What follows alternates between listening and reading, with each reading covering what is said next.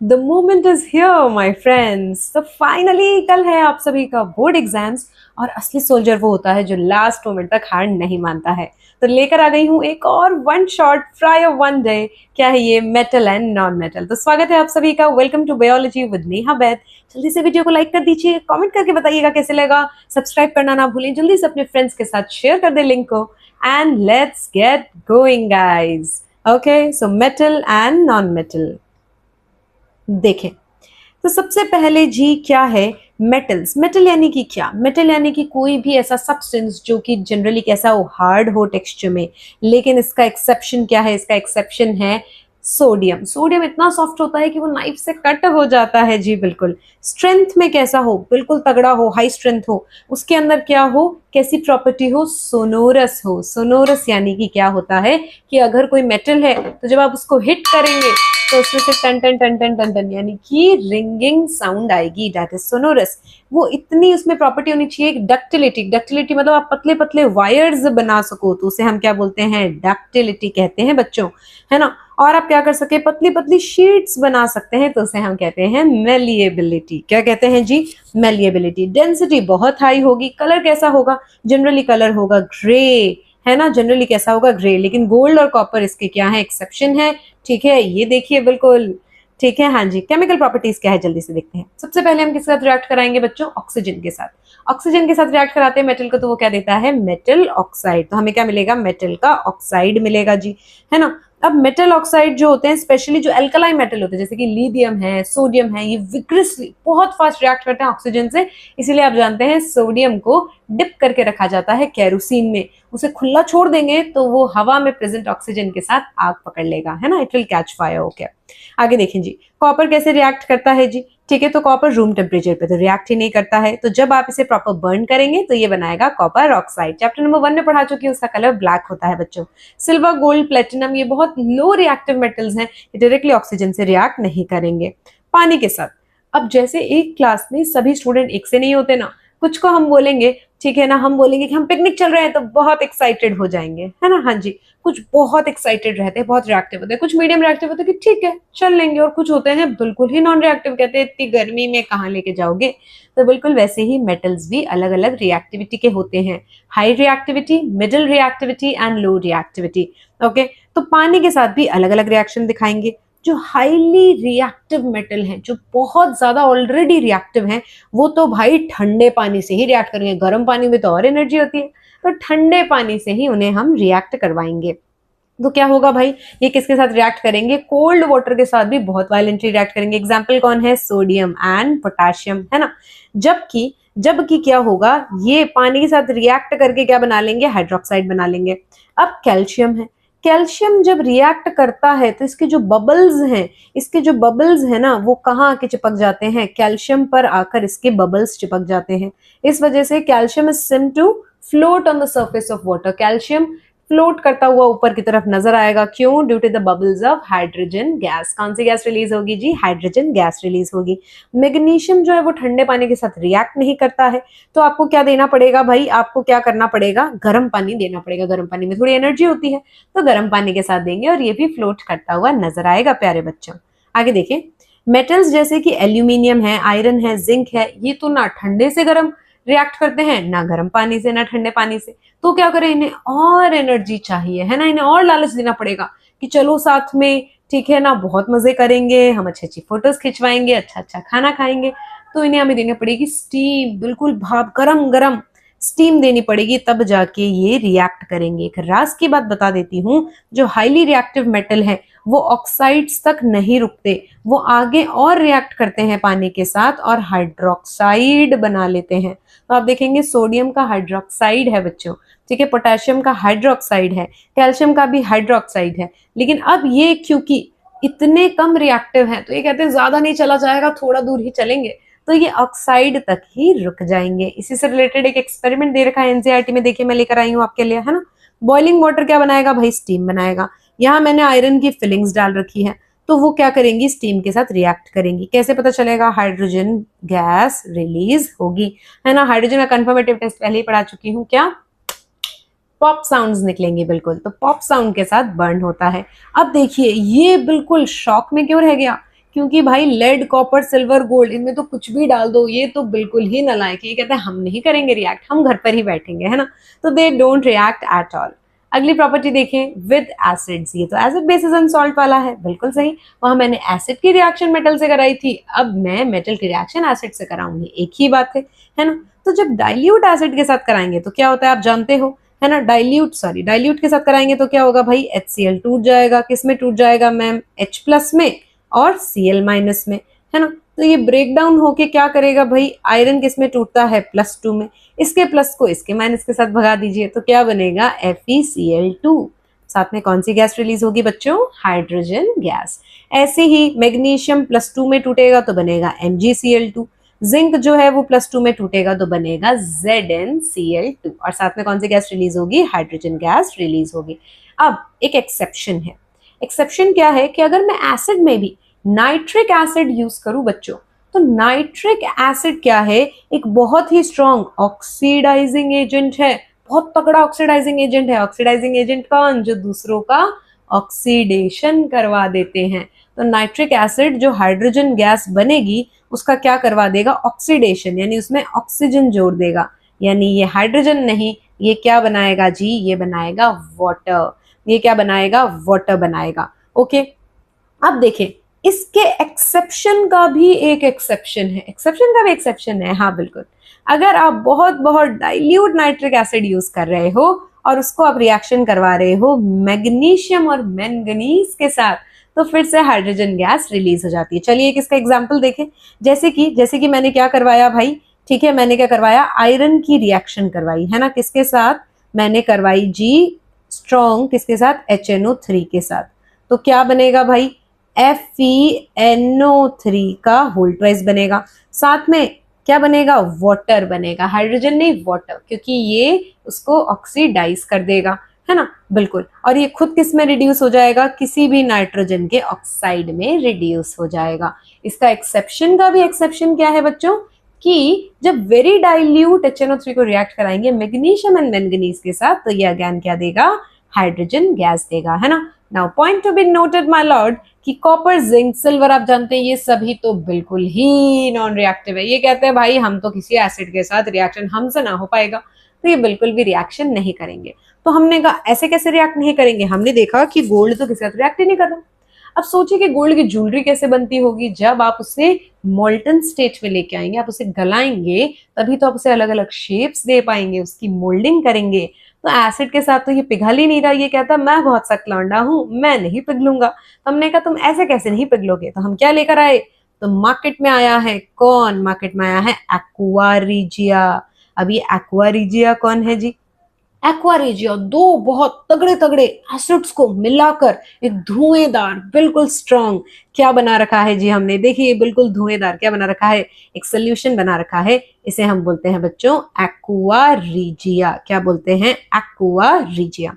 Now what is aqua regia, इसमें क्या मिलाते हैं, HCl और कॉन्सेंट्रेटेड HNO3, किस रेशियो में, 3:1। क्वेश्चन आता है वेरी इंपॉर्टेंट, 3:1 में हम इसकी मिक्सिंग करेंगे, तो ये क्या बनाएगा, एक्वा रिजिया। ये इतना स्ट्रॉन्ग होता है, इसको फ्रेशली बनाया जाता है, इसमें से फ्यूम्स बिल्कुल ऐसे धुएं उठ रहे होते हैं, और इसमें तो कोई भी सख्त हो ये भी पिघल जाएगा, यानी सॉरी गोल्ड भी क्या होगा भाई, पिघल जाएगा, है ना। बहुत हाईली कोरोसिव है, फ्यूमिंग यानी धुएंदार लिक्विड है। ओके ओके, आगे देखें भाई, अगला क्या है भाई, अगला है रिएक्शन ऑफ, ठीक है, let me take yellow colour, या okay, reaction of metal with solution of other metal salt, है ना। ये डिस्प्लेसमेंट रिएक्शन है, कैसे मैं बताती हूँ, देखिए, है ना। हम क्या कर रहे हैं, एक्सपेरिमेंट देखते हैं। देखिए इस एक्सपेरिमेंट में क्या करा भाई, आयरन नेल को किस में डिप करा है, आयरन नेल यानी Fe किस में डिप करा, ये बोल रहा है कॉपर सल्फेट। अरे ये तो जाना पहचाना है, बिल्कुल बच्चों, है ना। कॉपर सल्फेट का कलर क्या होता है, ब्लू, और जैसे इसमें आयरन नेल्स जाते हैं तो आप जानते हैं आयरन ज्यादा रिएक्टिव है, तो आयरन कॉपर को बोलता है कि चल हट, मैं बैठूंगा तेरी जगह, तो ये इसको अपनी जगह से डिस्प्लेस कर देता है। तो क्या बनेगा जी, FeSO4, पीछे अकेला कौन रह गया, कॉपर, है ना। तो आप जानते हैं कि आयरन नेल के ऊपर क्या हो जाता है, कॉपर का डिपोजिशन हो जाता है, तो इस तरीके से कॉपर डिपॉजिट हो जाएगा इसके ऊपर, है ना जी, बिल्कुल। अगर मैं उल्टा करूं तो मैम, अगर मैं कॉपर के एक वायर को, देखिए कॉपर के वायर को किसमें डाला, FeSO4 सोल्यूशन में, चलिए रिएक्शन करके देखते हैं। कॉपर के वायर को डाला FeSO4 के सोल्यूशन में, बताइए रिएक्शन होगी क्या? ना जी, क्यों? क्योंकि कॉपर इतना कम रिएक्टिव है, वो भाई साहब आयरन को अपनी जगह से नहीं हटा पाएगा, आयरन ज्यादा पावरफुल है तो ये इसको नहीं हटा पाएगा, सो नो रिएक्शन बच्चों, है ना। इसका आंसर क्या होगा भाई? No reaction. ओके, आगे देखें जी। अब हमें फाइनली पता चल रही है रिएक्टिविटी सीरीज, है ना, इसे इलेक्ट्रोकेमिकल सीरीज भी कहते हैं। यहाँ पे देखिए जो टॉप पे कंटेंडर आ रहे हैं वो सब कौन है? हाईली रिएक्टिव हैं, जैसे कि पोटाशियम, सोडियम, कैल्शियम, मैग्नीशियम, ठीक है। और जो यहाँ पर है, ठीक है, मीडियम रिएक्टिविटी वाले हैं बेचारे। और जो सबसे लास्ट में है प्लेटिनम, गोल्ड, सिल्वर, कॉपर, ये सब बिल्कुल लो रिएक्टिविटी, ये जल्दी से किसी से भी रिएक्ट नहीं करेंगे। I really hope the reactivity series is clear. Now you have to remember the whole series to solve all the questions. Okay बच्चों, देखें अब देखिए भाई, मेटल और नॉन मेटल आपस में रिएक्ट कैसे करते हैं? एक तरफ मेटल है, एक तरफ नॉन मेटल है। तो चलिए एनसीईआरटी की ये टेबल देखें बच्चों, देखें। तो आप तो जानते हैं, आप क्या जानते हैं जी? आप जानते हैं जैसे कि ये सब क्या है? नोबल गैसेस हैं। नोबल गैस मतलब जो किसी से रिएक्ट नहीं करती, ये ऑलरेडी, ठीक है ना, बिल्कुल मोह माया से मुक्त है ना। कैसे भाई? एटॉमिक नंबर 2 है, पहले शेल में कितने इलेक्ट्रॉन है भाई? 2 हैं। तो ये कहता है मैं तो ऑलरेडी भाई फुलफिल्ड हूँ, मुझे किसी की जरूरत नहीं है ना। जैसे कि आर्गन है, आर्गन के पहले शेल में कितने हैं भाई? 2 हैं, दूसरे में कितने हैं भाई? 8 और 8, तो ये भी कंप्लीटेड है। अब मेटल्स की खास बात क्या होती है? देखिए जैसे कि सोडियम, तो सोडियम कितने नंबर पे आता है? 11 नंबर पे आता है। पहले शेल में 2, दूसरे शेल में 8, तीसरे शेल में 1, है ना। तो इसके बाहर वाले शेल में कितने इलेक्ट्रॉन है बच्चा? 1 इलेक्ट्रॉन है। तो ये कहता है कि मैं 1 इलेक्ट्रॉन डोनेट कर दूंगा। तो मेटल्स की टेंडेंसी होती है इलेक्ट्रॉन डोनेट करने की। ये जैसे ही 1 इलेक्ट्रॉन देता है तो इस पे चार्ज क्या आता है जी? इस पे चार्ज आता है +1। जी बिल्कुल बच्चों। और जैसे कि ये सब क्या है? Non metal. नॉन मेटल जैसे कि क्लोरीन कितने नंबर पे आता है मैम? 17। कितने नंबर पे आता है? 17। पहले शेल में 2, दूसरे में 8, तीसरे में 7। आई रियली होप आप इस electronic configuration you guys know about it, है ना। तो नॉन मेटल्स को लालच होता है, वो कहते हैं हम इलेक्ट्रॉन ले लेते हैं। तो ये आप तो जानते हैं, सबसे बाहर वाले शेल को बोलते हैं वैलेंस शेल, और उसमें कितने इलेक्ट्रॉन्स चाहिए होते हैं? 8 इलेक्ट्रॉन, है ना। फर्स्ट को छोड़ दे तो बाकी सब में 8 इलेक्ट्रॉन। जब 8 इलेक्ट्रॉन ले लेते हैं तो बिल्कुल स्टेबल हो जाते हैं, है ना। वो कहते हैं अब हम जिंदगी में बिल्कुल खुश हैं। तो वो क्या करता है भाई? 1 इलेक्ट्रॉन बाहर से ले लेगा। जब इलेक्ट्रॉन लेते हैं तब आता है नेगेटिव चार्ज, तो क्लोरीन पे आता है -1, तो सोडियम +1, क्लोरीन -1। जब दोनों मिलेंगे तो क्या बनाएंगे? NaCl, बिल्कुल। तो जब मेटल और नॉन मेटल आपस में मिलते हैं तो वो सॉल्ट का फॉर्मेशन करते हैं। मेटल्स जो होते हैं उनकी खास बात होती है वो कैटायन, पॉजिटिव चार्ज हो जाते हैं। नॉन मेटल्स की खास बात होती है वो अनायन, नेगेटिवली चार्ज हो जाते हैं। And positive and negative attracts each other, आपको पता है। तो इनके बीच में एक बॉन्ड बन जाएगा, Na और Cl के बीच में एक बॉन्ड बन जाएगा। पॉजिटिव और नेगेटिव बॉन्ड को बोलते हैं आयोनिक बॉन्ड। क्या बोलते हैं बच्चों? आयोनिक, क्योंकि कैटायन और अनायन क्या है? आयंस है, इसलिए आयोनिक बॉन्ड बन गया। कैसे बना? देखिए एक एग्जांपल, यहाँ पर ये सब कुछ लिखा हुआ है ना। सोडियम ने अपना 1 इलेक्ट्रॉन किसको दे दिया? क्लोरीन को। सोडियम कहता है मुझे 1 इलेक्ट्रॉन देना है, कौन लेगा? क्लोरीन कहता है मैं। तो इलेक्ट्रॉन एक्सचेंज कर लेते हैं, बॉन्ड बना लेते हैं, नाम है NaCl, नमक, बिल्कुल, है ना। तो यहाँ से क्वेश्चन भी आता है कि फॉर्मेशन बताइए, तो ऐसे किसी का भी फॉर्मेशन आएगा तो हम बहुत इजीली बता सकते हैं, ठीक है। इसे इलेक्ट्रॉन डॉट स्ट्रक्चर से शो करते हैं बच्चों। कैसे? जैसे कि हम इलेक्ट्रॉन डॉट स्ट्रक्चर में सिर्फ वैलेंस शेल के इलेक्ट्रॉन को ही दिखाते हैं। वैलेंस शेल मतलब बाहर के इलेक्ट्रॉन। इसमें कितने हैं? 1 2 3 4 5 6 7। इसके बाहर वाले शेल में कितने हैं? 7 इलेक्ट्रॉन। सोडियम में कितना होता है? 1। तो कितना दिखाया? 1 दिखाया। ये इसने इसको दे दिया जी, तो ये बन गया +1 और इसमें आ गया माइनस, ठीक है। ये मैंने इसका यहाँ कॉन्फ़िगरेशन लिख दिया। तो इस तरीके से हम किसी भी सॉल्ट का फॉर्मेशन दिखा सकते हैं बच्चों, ठीक है। आज आप जल्दी से प्रैक्टिस करिएगा। होमवर्क क्या है? MgO, इसका फॉर्मेशन बनाकर देखिएगा। ओके, आगे देखें जी। आयनिक कंपाउंड्स क्या होता है अभी बताया। जब इलेक्ट्रॉन ट्रांसफर होते हैं तो आयनिक कंपाउंड्स बनते हैं। आयनिक कंपाउंड्स की प्रॉपर्टीज, ये क्वेश्चन आ सकता है आपके बोर्ड एग्जाम में कि क्या क्या प्रॉपर्टीज होती हैं। तो देखिए 4 प्रॉपर्टीज होती है बच्चों। कितनी प्रॉपर्टीज होती हैं? 4 होती हैं। Electrical conductivity, solubility, melting point and boiling point and physical nature. कैसे? चलो मैं हूं ना, एक एक करके समझते हैं, ठीक है। देखिए ऐसे समझे कि मेरी जो उंगलियों के टिप्स हैं वो एटम्स हैं। तो एटम्स एक दूसरे से स्ट्रांगली अट्रैक्टेड है। क्यों? सोडियम और क्लोरीन, है ना, positive and negative strongly attracted है, तो जल्दी से ये एक दूसरे का साथ नहीं छोड़ेंगे।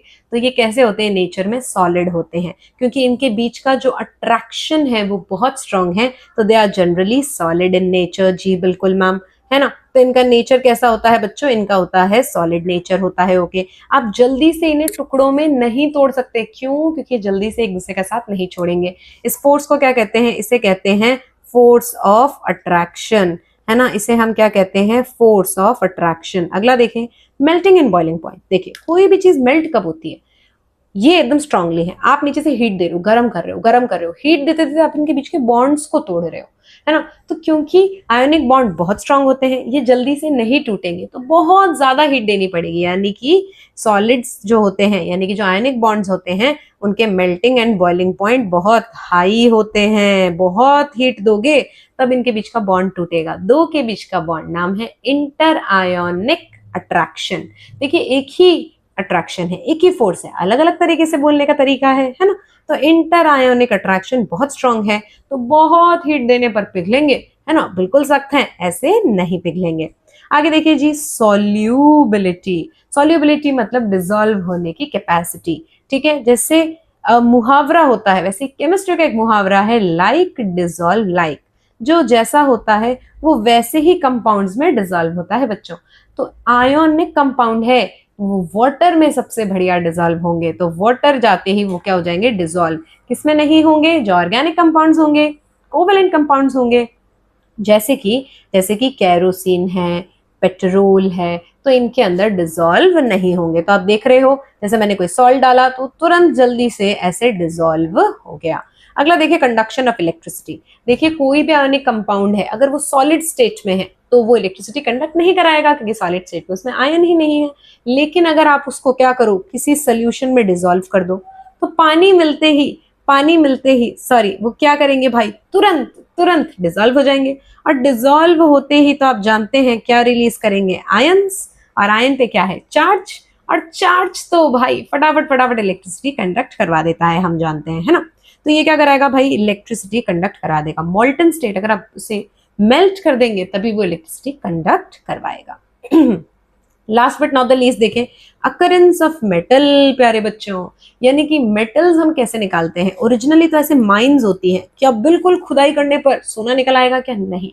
वो जिस फॉर्म में होता है उन्हें हम क्या बोलते हैं बच्चों? मिनरल्स। अब मिनरल्स को जब आप इकोनॉमिकली, यानी कि अपने फायदे के हिसाब से आप निकालेंगे, जिसमें बहुत हाई परसेंटेज में मेटल निकलेगा, तभी तो हमारी इनकम होगी। तो उसे हम क्या कहते हैं? ओर्स। क्या क्या स्टेप हैं देख लीजिए। सबसे पहले ओर्स को बाहर निकालेंगे, उन्हें सही फॉर्म में लेके आएंगे, और लास्ट में उन्हें फिल्टर करेंगे, यानी कि उनकी रिफाइनिंग करेंगे। एक बहुत ही प्यारा देखिए डायग्राम दे रखा है। सबसे पहले कोई भी ओर होगा, 3 पार्ट में डिवाइड कर लो। High reactivity, medium reactivity, low reactivity. Medium से शुरू करते हैं। मीडियम में 2 तरह से मिलता है, मैंने अभी बताया, सीधा सोना मिलेगा ऐसा नहीं होता। इसमें क्या होती है? मिक्सिंग होती है दूसरे तरह के इम्प्योरिटीज की। तो किस फॉर्म में मिलेगा? ठीक है, मीडियम वाले कार्बोनेट फॉर्म में मिल सकते हैं। किस फॉर्म में मिलते हैं बच्चों? कार्बोनेट फॉर्म में या सल्फाइड फॉर्म में, है ना। तो आप सबसे पहले क्या करेंगे? आप सबसे पहले उन्हें हीट करेंगे। क्या करेंगे? उन्हें हीट करेंगे। जब हीट करेंगे तो वो अपने ऑक्साइड में बदल जाएगा। अगर कार्बोनेट को हीट कर रहे हो तो प्रोसेस का नाम है calcination. C for carbonate, C for calcination. R for roasting, और आर के बाद क्या आता है? एस। कर दिया ना मैंने आपको रोस्ट। तो ये क्या है भाई? रोस्टिंग। एक और फर्क क्या है देखिए, रोस्टिंग में क्या है? ओ। ओ मतलब ऑक्सीजन। ऑक्सीजन के प्रेजेंस में हीट करने को रोस्टिंग कहते हैं। और ए मतलब एब्सेंट। अगर बिना ऑक्सीजन के प्रेजेंस में हीट करेंगे तो उसे कैल्सिनेशन कहते हैं।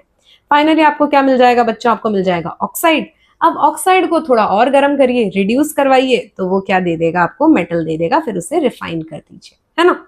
चलिए देखते हैं कैसे होगा। देखिए सबसे पहले मिडल रिएक्टिविटी ही शुरू करते हैं। सबसे पहले जैसे मेरे को क्या मिला भाई? जिंक, है ना, ZnS। ये क्या है भाई? इसका सल्फाइड ओर है, सल्फाइड ओर। एस से पहले क्या आता है? आर। तो इसकी करेंगे रोस्टिंग। ऑक्सीजन के प्रेजेंस में इसको करेंगे भाई हीट। तो ये क्या अपने ऑक्साइड में कन्वर्ट हो जाएगा, साथ में मिल जाएगी आपको SO2 गैस, है ना। ऐसी बड़ी बड़ी भट्टियों में बहुत हाई टेम्परेचर पे इन्हें गर्म किया जाता है इंडस्ट्रीज में। अब अगर कार्बोनेट है तो क्या करेंगे, C for carbonate, C for calcination, बिल्कुल बिना ऑक्सीजन के प्रेजेंस में से हीट करेंगे तो ये भी अपने ऑक्साइड में कन्वर्ट हो जाएगा। तो मुझे फाइनली क्या मिल गया, ZNO। अब ZNO को Zn में कैसे कन्वर्ट करूं, ऑक्सीजन को हटाना, रिडक्शन, तो मैं करूंगी रिडक्शन। रिडक्शन के लिए क्या यूज करेंगे, कोयला डाल दो, कोक डाल दीजिए, तो कार्बन जो है इसको रिड्यूस कर देगा, ये देखिए, है ना। आप दूसरे मेटल्स भी यूज कर सकते हो, डिस्प्लेसमेंट रिएक्शन भी यूज कर सकते हो। कैसे, जैसे मैंने मैंगनीज ऑक्साइड में एल्यूमिनियम डाल दिया, ज्यादा रिएक्टिव है, ये इसको अपनी जगह से हटा देगा तो ये रिड्यूस हो जाएगा जी, बिल्कुल। अब लास्ट में देखिए एक name reaction, very very important, है ना। क्या रिएक्शन है, thermite reaction. What is thermite reaction बच्चों, देखिए थर्माइट रिएक्शन क्या होती है, बहुत हाई टेम्परेचर हो जाता है इसमें। कैसे, देखिए आयरन का ऑक्साइड था, रिड्यूस कराना था, कोक से रिड्यूस हो ही नहीं रहा था, तो मैंने हाई रिएक्टिव एल्यूमिनियम डाल दिया। एल्यूमिनियम इसको अपनी जगह से रिड्यूस कर देगा, तो आयरन अलग, ये अलग। पता है खास बात क्या है, हाईली हाईली एक्सोथर्मिक, इतनी ज्यादा हीट रिलीज होती है इस रिएक्शन में कि जो लोहा है वो भी पिघल जाता है। देखो मैंने लिक्विड लिख रखा है, ठीक है। इसे पता है कहाँ यूज करते हैं, इसे यूज करते हैं वेल्डिंग करने में। इतना हाई टेम्परेचर देते हैं इस रिएक्शन में कि लोहा पिघल जाता है, ताकि दो चीजों को आपस में चिपकाया जा सके, मशीन के अलग अलग पार्ट्स को रिपेयर करा जा सके, है ना। और क्या करा जा सके, रेलवे ट्रैक्स को जोड़ने में इस रिएक्शन को यूज करते हैं। बहुत फेमस है, इसका नाम है थर्माइट रिएक्शन। क्या नाम है प्यारे बच्चों, थर्माइट रिएक्शन। अब आ जाते हैं लो रिएक्टिविटी, वेरी इजी, पहले दो स्टेप सेम है, ठीक है ना। आप क्या कर लो भाई, रोस्टिंग या कैल्सिनेशन कर लो। अब आपको क्या मिल गया भाई, आपको मिल गया ऑक्साइड। अब ऑक्साइड का क्या करूं, तो ऑक्साइड को रिड्यूस कराने के लिए मेहनत नहीं करनी, लो रिएक्टिव है बेचारे, थोड़ी सी हीट देते ही खुद ब खुद रिड्यूस हो जाते हैं। वेरी इंपॉर्टेंट, इस प्रॉपर्टी को हम क्या बोलते हैं, सेल्फ रिडक्शन, है ना। तो जैसे देखिए HGS, हर एक ओट्स के नाम भी होते हैं बच्चों, हमारे सिलेबस में एक ही है, हम एक ही याद रखेंगे। HGS का नाम होता है सिनेबार। सिनेबार, सिनेबार को देखिए, जैसे ही मैंने क्या करा भाई, जैसे ही मैंने क्या करा, रोस्टिंग करी, ये Hg में कन्वर्ट हुआ, ठीक है ना। अब एक्चुअली यहाँ पर HgO है ना, सॉरी यहाँ पर HgO आएगा। HgO खुद ब खुद हीट लेके किस में रिड्यूस हो जाएगा, Hg में, कुछ करने की जरूरत ही नहीं पड़ी। वैसे ही कॉपर है ना, रोस्टिंग करवाएंगे तो CO और वापस अपनी ही हीट से क्या हो जाएगा, रिड्यूस हो जाएगा। सेल्फ रिडक्शन शो करते हैं कौन कौन शो करते हैं, ठीक है, कॉपर है, Hg है, जो लो रिएक्टिव हैं वो खुद ब खुद रिड्यूस हो जाते हैं। अब हाई वाले क्या करते हैं, बहुत हाईली रिएक्टिव हैं, वो क्या करेंगे जी, तो वो क्या करेंगे, आप उन्हें सीधा रिड्यूस नहीं करा सकते, कुछ भी डालो नहीं होगा, तो आप क्या करोगे, आप उन्हें दोगे बिजली का झटका। टॉपिक का नाम क्या है, इलेक्ट्रोलाइटिक रिडक्शन। Electrolytic reduction. अब ये क्या होता है देखिए, तो इसमें क्या करा, आपने लगाया एक एनोड एक कैथोड लगाया, ठीक है। जिसको भी अब प्योर करना है, जैसे सोडियम है तो उसका क्या करिए, कोई सॉल्ट ले लीजिए, जैसे मैंने NaCl ले लिया। अब NaCl को पहले इतना हीट करो कि वो मोल्टन स्टेट में आ जाए, बिल्कुल गल जाए, और इस मोल्टन स्टेट को आप इसमें डाल दीजिए एज इलेक्ट्रोलाइट। डाल दिया जी मैंने। अब क्या होगा, जैसे इलेक्ट्रिसिटी पास कराएंगे, सोडियम कहाँ भागेगा, कैथोड की तरफ, क्लोरीन गैस कहाँ बन जाएगी, एनोड की तरफ। यानी देखिए कैथोड पे क्या रिएक्शन होगी, sodium plus electron, sodium metal मिल गया मुझे, बिल्कुल प्योर, है ना। और क्लोरीन जो है वो क्लोरीन गैस के फॉर्म में रिलीज हो जाएगी, कहाँ रिलीज होगी, पॉजिटिव पर, यानी कि एनोड पर। इसे कहते हैं इलेक्ट्रोलाइटिक रिडक्शन, ठीक है। नॉर्मल रिडक्शन हो नहीं पाया तो सीधा बिजली का झटका ही दे डाला, ठीक है, तो लाइफ हो गई जिंगलाला, बिल्कुल। आगे देखिए जी, रिफाइनिंग ऑफ मेटल्स। अब जो मेरे को मेटल मिले हैं उनमें थोड़ी इम्प्योरिटीज हो सकती है, दूसरे मेटल हो सकते हैं, डस्ट मिट्टी वगैरह हो सकती है, तो हम उन्हें क्या करेंगे, उन्हें हम करेंगे रिफाइन, है ना। रिफाइन कैसे करते हैं बच्चों, देखिए, तो हम क्या करते हैं, देखिए मेथड यूज करते हैं। इसमें क्या है, एनोड लगाएंगे। एनोड कैसा होता है, जैसे मान लो मेरे को कॉपर को प्योर करना है ना, तो कॉपर इम्प्योर था मेरे पास, तो उसी की ही रॉड बनाई, पूरे इम्प्योर कॉपर जो मेरे पास आया उसकी ही रॉड बनाई, उसको एनोड जैसे रख दिया, इम्प्योर कॉपर, है ना। तो देखिए यहाँ पे रख दिया इम्प्योर कॉपर। और जो कैथोड है उसमें क्या करा, बिल्कुल प्योर कॉपर की एक पतली सी स्ट्रिप रख दी। तो एक पतली सी स्ट्रिप किसकी, कॉपर की प्योर, और ये मोटी सी स्ट्रिप किसकी, इम्प्योर कॉपर जिसे मुझे प्योर करना है। जैसे इलेक्ट्रिसिटी शुरू करेंगे, यहां से कौन निकलने शुरू हो जाएंगे, कॉपर +2 आयंस, कौन निकलने शुरू हो जाएंगे, कॉपर +2। प्लस कहाँ भागता है, माइनस की तरफ। धीरे धीरे धीरे धीरे आप देखोगे, क्या देखोगे कि भाई ये धीरे धीरे इस पे डिपॉजिट होते जा रहे हैं, होते जा रहे हैं, होते जा रहे हैं। तो वक्त के साथ ये क्या हो रही है, थिक होती जा रही है। और वक्त के साथ ये क्या होती जा रही है, थिन होती जा रही है, बिल्कुल ठीक है। तो ये क्या हो जाएगी बच्चों, ये हो जाएगी ऐसे थिन। तो इसके अंदर से जितना भी प्योर कॉपर था, ठीक है, जितने भी कॉपर था वो निकल निकल कर कहाँ चिपक गया भाई, कहाँ चिपक गया, कैथोड पे। अब थोड़ी देर बाद आप स्विच बंद कर दीजिए, निकाल लीजिए, कैथोड क्या है, प्योर कॉपर। नीचे की तरफ जो डस्ट बैठ गई है, जो इम्प्योरिटीज जो डिसॉल्व हो गई, उसे क्या कहते हैं जी, उसे कहते हैं एनोड मड। क्या कहते हैं बच्चों, एनोड मड। तो इस तरीके से हमने क्या करा, पूरा हमने चैप्टर फिनिश कर लिया है। ऑल द बेस्ट प्यारे बच्चों, जाइए और एग्जाम बिल्कुल फोड़ कर आ जाइए। Bye bye.